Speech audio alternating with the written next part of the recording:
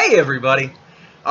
So I kind of want to talk about how we have a strange, weird division in this country, and it's propagated a lot by the media and by the internet, social media, and politicians. For some reason, we keep acting like one side or the other is good or bad.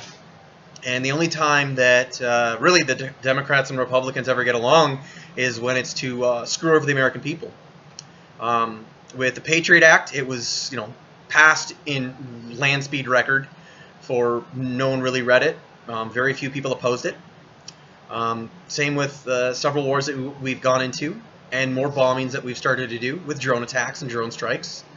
And then also with the most recent stuff is of bailing out all these major companies, but yet everybody else is barely able to make ends meet. Really, there's massive people waiting in unemployment lines because their cities or states won't let them work. There are mass problems with hunger because people barely have enough food to eat. And then we also have the Democrats and Republicans trying to keep more troops into Afghanistan, instead of doing what seems to be a lot of people's ideas of, no, okay, that's fine. We don't have to keep on doing that. We should still, I understand, be there because we broke the country, and you should still be there to help clean up the mess because you already had the party there. You enjoyed it. You broke the house, so maybe you should help fix it. But maybe we should actually help fix it instead of just making it into a money sink. And one of the ways is having them actually have to stand on their own 2 feet. Helping them still, yes, of course, because they definitely need it, but not by doing everything for them and paying for everything for them. And both the Democrats and Republicans, whenever there comes to be an issue for immigration, for instance, that the majority of everybody wants to have some sort of immigration reform. Because if you look at how it works and look at how it goes through it, it's pretty ridiculous, and there's just ridiculous red tape that's involved with it. And there's also ridiculous red tape involved with a lot of other stuff. When we talk about education, nobody wants their kid to go to a school that can barely teach them to read, but yet we have schools right now. We have the No Child Left Behind Act that totally did horrific damage to kids, because instead of saying, well, boy, that person might need to be held back because they didn't learn anything, well, we're just going to push them on through. Well, that's not good for our society.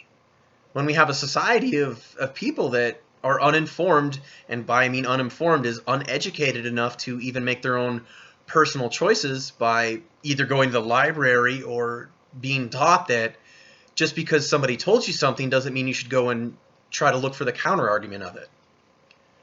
The most intelligent people I have ever met are some of the most well-read and well-versed people.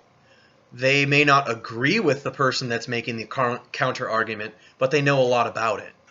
And the reason it is because then they are more well informed to hopefully change their position and make it grow for the better.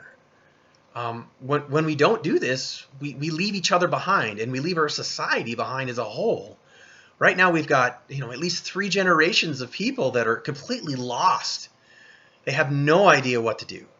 They were told for the longest time that we're doing the status quo, we're doing great, and they were placated by movie, TVs, video games, and sports. Well, now they're not. Now they're finding out that the job that they thought they had, they lost it. And they're trying to find out how to make it work at home with their family or with their kids, trying to keep their kids entertained and active. I don't have children, and that's by personal choice, but I'm not even sure how one would go about keeping your child entertained and educated, because you as a parent have to be even more cautious. So you should be even more well-read, so that way you can teach your children things that they actually need to learn about the history of this country, and not just one side of the history, but all sides of the history. Yes, there were some very tragic and horrific atrocities that this country did, but it also does take in more refugees than any other country in the world. Any other country in the world. By millions of people. And for everyone to say that this country doesn't do anything is blatantly lying. They're not paying attention to anything that happens in current events. Do we have some tragic policies that we do to other countries? Yeah, we do. Yes, we do. But we also, every once in a while, try to help other countries. I mean, this country is no different than a person. And by that, you have to look at it as a person's actions. No one's perfect. No one ever does perfect. And you can always be the armchair quarterback or the Monday morning quarterback, as I say, or sitting back and talking about it well after the fact and saying, "Oh, well, you should have done this." Well, that's great. I'm glad you said that, but as far as I know, nobody can see the future. Because if they can, well, where the hell are they? They're not coming forward to help us out of this huge situation that's going on through the entire world. Especially in this country.